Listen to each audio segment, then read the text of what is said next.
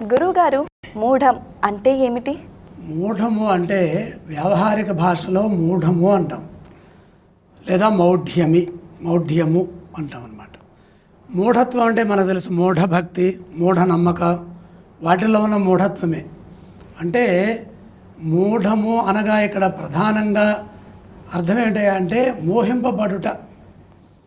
అంటే మనం ఏదైనా ఆలోచించాలి అంటే ఆ ఆలోచనలో పరిపక్వత పోతుంది, అక్కడ అవివేకం వస్తుంది. శాస్త్రాలు ఏం చెప్పాడంటే ముహ్యతి అసౌ మూఢ అన్నారు. అంటే మోహించువాడు, మూఢుడు. ఇంకా కొద్దిగా గట్టిగా చెప్పాలి అంటే మూర్ఖత్వము. ఇంకొకటి ఏంటి అంటే ఇక్కడ జ్యోతిష పరిభాషలో అంటే గురుశుక్రయో అస్తంగత, గురుశుక్రులు అస్తంగతులైతే అది మౌఢ్యమి. అలాగే మనకి సిద్ధాంత పరిభాషలో ఈ మూఢ శబ్దం ఎక్కువగా ఉపయోగించాం, అస్తంగత్వము అనే పదాన్ని ఉపయోగిస్తాం. అస్తంగత ఈ పదం ఉంటుంది. ఇది ఎలా ఉంటుంది? బాల, వృద్ధ అనేటటువంటి పదాలతో కూడా ఉంటుందన్నమాట. ఈ అస్తంగత్వము అనేది దేనికి సంకేతమయ్యా అంటే శుభ ఫలితాలు రాకుండా ఆపటానికి ఈ అస్తంగత్వం. అంటే సూర్యేణ అస్తమయం సహా అని శాస్త్రం చెప్పింది, సూర్య సిద్ధాంతం. సూర్యగ్రహంతో ఏ గ్రహమైతే కలుస్తుందో, గ్రహం బాగా దగ్గరవుతుందో అది అస్తంగతం అవుతుంది. అస్తం అంటే అస్తమించడం, గతం అంటే పొందడం. అంటే అస్తమయాన్ని పొందుతుంది. అస్తమయాన్ని పొందితే ఏమవుతుంది అంటే మనకు అక్కడ ఉన్నటువంటి ఆ ప్రకాశం, ఆ గ్రహం యొక్క ప్రకాశం మనకి కనపడదన్నమాట. ఇక్కడ ఏం చెప్పాడు? అస్తం గత. గత, అస్తం అనే ఒక పదం ఉంది, గత అనే ఒక పదం ఉందన్నమాట. ఈ రెండు పదాలతో కూడినటువంటిది ఇది. అస్తమయము పొందినవాడు అనే అర్థంలో కనపడుతోంది. ఈ అస్తంగత్వం పొందితే ఏం కనపడుతుంది మనకి? ఏంటిది అంటే దృశ్యా న్యూనైరదర్శనా భవంతి లోకే ఖచరా భానుభాగ్రస్తమూర్తయ. సూర్య సిద్ధాంతంలో 9వ అధ్యాయం 9వ శ్లోకంలో భానుభాగ్రస్తమూర్తయ, భాను సూర్యుడు, భా అంటే ఆయన కిరణాలు, గ్రస్తమూర్తయ ఆ కిరణాల్లో ఈ దగ్గరైనటువంటి గ్రహాలు విలీనమైపోతాయి, అస్తమిస్తాయి, కనపడవన్నమాట. ఎప్పుడది? శుక్రగ్రహానికైతేనేమో దశభిర్భృగోహో అంటే 10 డిగ్రీల దూరము ఏర్పడినప్పుడు శుక్ర అస్తమయం, శుక్ర మౌఢ్యమి. మూఢస్య భావ మౌఢ్య అంటే ఈ మూఢ సంబంధమైనటువంటి ఆ దోషం వచ్చేస్తుంది, చెడు ఫలితాలు మొదలవుతాయి.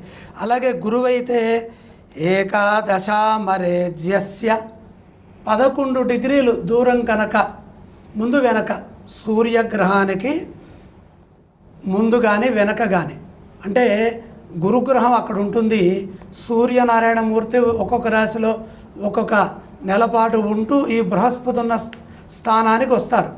ఈ బృహస్పతి ఏ రాశిలో ఉన్నారు అక్కడికి. అంటే ఇప్పుడు ఈ మేషంలో గురువు ఉన్నారు, ఈ మేషరాశిలోకి సూర్యుడు ప్రవేశించారు. ప్రవేశించిన తర్వాత ఇక్కడ 11 డిగ్రీల ఇది దూరం కనుక ఎప్పుడైతే ఏర్పడిందో అప్పుడు మనకి గురు మౌఢ్యం ప్రారంభమవుతుంది. శుక్ర మౌఢ్యం ఏమిటి అంటే ఈ శుక్ర సూర్యుల మధ్యలో ఉన్నటువంటి అంతరం 10 డిగ్రీలు కనుక ఉన్నట్టయితే మనకి దీర్ఘకాలము శుక్రమౌఢ్యమే వస్తుంది. అంటే ఇక్కడ ప్రాక్ అస్తమిత, తూర్పున అస్తమిస్తాడు, పడమర ఉదయిస్తాడు. ఇది అంతర్గ్రహాలకి ఉంటుంది. అంటే శుక్రుడు, బుధుడు అంతర్గ్రహాలు. బాహ్యగ్రహాలు ఉంటాయి, కుజుడు, గురువు, శని బాహ్యగ్రహాలు. ఈ బాహ్యగ్రహాలు ఎప్పుడూ కూడా తూర్పున ఉదయించి పశ్చిమాన అస్తమిస్తాయి. ఎందుకని? బాహ్యంలో ఉన్నాయి కాబట్టి. సూర్యుడు ఎలాగైతే మనకు ఉదయం తూర్పునయ్యి పశ్చిమాన అస్తమించినట్టుగా ఉంటుంది. కానీ అంతర్గ్రహాలు అలా కావు, అవి ఎక్కడైనా అస్తమిస్తాయి. అంటే తూర్పునైనా సరే అస్తమిస్తాయి, పశ్చిమానైనా అస్తమిస్తాయి. ఎక్కడ అస్తమిస్తాయో దానికి ఆపోజిట్ దాంట్లో ఉదయిస్తాయి. ఇప్పుడేం జరుగుతుంది? తూర్పున ఈ శుక్రాచార్యుల వారు అస్తమిస్తున్నారు. తూర్పున కనుక అస్తమిస్తే 72 రోజులు ఉంటాడు. పశ్చిమాన కనుక అస్తమిచ్చాడంటే 10 రోజులే ఉంటాడు. వక్రత్వంలో అస్తమయం అవుతుంది. ఇదనమాట. అంటే దాన్ని ఎలా గమనించాలి సామాన్య ప్రజలు అంటే, ఇప్పుడు భూమి ఎక్కడుంది?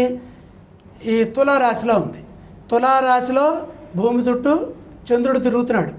చంద్రుడు భూమికి ఈ భాగంలోకి వెనక భాగంలోకి వచ్చినప్పుడు చిత్తా నక్షత్రం పూర్ణిమ చైత్రమాసం వస్తుంది. దాని తర్వాత ఏం జరుగుతుంది? చంద్రుడు, భూమి, సూర్యుడు ఉంటారు. ఈ వరుస క్రమం ఇది. సూర్యుడు ఎక్కడ ఉంటారు? సూర్యుడు మధ్యలో ఉంటారు. కానీ తులారాశి నుంచి చూడటం వల్ల మేషంలో సంచరిస్తున్నట్టుగా కనపడతారు. ఇప్పుడు మేషంలో ఏ గ్రహాలు ఉన్నాయి? శుక్ర గురుగ్రహ సంచారం మేషంలో జరుగుతుంది. అంటే అర్థం ఏమిటి అంటే, ఈ భూమి, సూర్యుడు, శుక్రుడు అంటే సూర్యుడు యొక్క వెనక భాగంలోకి వెళ్ళినట్టుగా మనకి కనపడతారు. అయితే ఎలా తిరుగుతుంది ఈ గమనం అంటే, ఇలా తిరుగుతుంది శుక్రుడు. అంటే ఇక్కడ భూమి మొదలయ్యి 90 డిగ్రీలు, తర్వాత 180కి రాబోయే ముందు 10 డిగ్రీల దగ్గర ఉండగా ఆయన తూర్పును అస్తమిస్తారు. తర్వాత మళ్ళీ 10 డిగ్రీలు మధ్యలో 0, మళ్ళీ 10 డిగ్రీల్లోకి రాగానే ఆయన ఉదయిస్తారు. ఈ ఉదయించే స్థితిని ఏమంటామంటే, ఈ భాగంలో ఉన్న దానంతా కూడా పశ్చిమ అద్రి అంటాం. ఈ భాగంలో అంట ప్రాగద్రి. దీన్ని మరి నాసా పరిభాషలో ఏమంటారు? ఎలాంగేషన్ అంటాం. ఎలాంగేషను సూర్యరవుల మధ్యలో 10 డిగ్రీలు ఉందనుకోండి, మౌఢ్యం వచ్చేస్తుంది. దీన్ని ఏమంటాం మనము అంటే, మనం సైన్స్ భాషలో చెప్పాలంటే దీన్ని దాని యొక్క బింబ ప్రకాశము అంటాం. బింబ ప్రకాశము మ్యాగ్నిట్యూడ్ అంటాం. మ్యాగ్నిట్యూడ్ 4 ఉందనుకోండి, కనపడుతుంది. కానీ ఈ అస్తంగత్వంలో ఏమవుతుంది? సూర్యకిరణాలు ఆక్రమించడం ద్వారా 3.9 అవుతుంది. 3.9 ఎప్పుడైతే వచ్చేసిందో ఆస్ట్రానామికల్గా మౌఢ్యం స్టార్ట్ అయిపోతుంది. అంటే మౌఢ్యం మనం రాయటమే కాదు, నాసా ఇచ్చినటువంటి క్యాల్కులేషన్స్ ద్వారా కూడా దీన్ని మనం పరీక్ష చేస్తే, గ్రహణాలు ఎలా పరీక్ష చేస్తున్నామో ఆ విధంగా దీన్ని నిర్దిష్టంగా తెలుసుకునేటటువంటి వ్యవస్థ ఉన్నది. ఇలా గురుమౌఢ్యమి, శుక్రమౌఢ్యమి ఇలా ఏర్పడుతున్నాయి. 72 రోజులు ఈ శుక్రమౌఢ్యం ఉంటుంది. దీని తర్వాత మళ్ళీ 72 రోజుల తర్వాత మళ్ళీ ఉదయిస్తుంది. మళ్ళీ సరిగ్గా 8 మాసాలు వచ్చేసరికల్లా శుక్రమౌఢ్యమి మళ్ళీ వస్తుంది. ఇదే సందర్భంలో ఏం జరుగుతుంది? ఇప్పుడు మనకి 28వ తారీఖు నాడు శుక్రమౌఢ్యమి మొదలయ్యి 11 జూలై వరకు ఉండి, ఈ మధ్యలోనే గురుమౌఢ్యం కూడా స్టార్ట్ అవుతుంది. మే 3 నుండి జూన్ 3 వరకు 2 కలిసిపోయి 2 మేషరాశిలో ఉండటం వల్ల 2 మౌఢ్యాలు. దీంతోపాటు మనకి పుష్కరాలు కూడా మౌఢ్యంలోనే వస్తున్నాయి. ఇది గమనించదగిన విషయం. అంటే గురువుగారు నర్మదా నది పుష్కరము వృషభ రాశి ప్రవేశం చేయటం ద్వారా ఏం జరుగుతుందంటే, ఇక్కడ మనకి ఈ గ్రహ సంచార గమనాలు ఈ 3 అక్కడే ఉండవు, కదులుతూ ఉంటాయి. 3 ఇదే వెలాసిటీతో వెళ్తూ ఉండటం ద్వారా ఈ 4 రోజుల పాటు ఉంటుంది. ఇప్పుడు మౌఢ్యమి, తర్వాత పుష్కరాలు, దీంతోపాటు మే నెల అవ్వటం వల్ల వాస్తుకర్తెర, డోలు కర్తెర, నిజ కర్తెర అని చెప్పి మహాకర్తెర అనే పేర్లతో ఉన్నటువంటి ఈ కత్తెర కూడా వస్తుంది. ఈ 3 ఒక్కసారిగా రావటం వల్ల వీటి విశేషాలు ఎలా ఉన్నాయో వరుస క్రమంలో చర్చిద్దాం.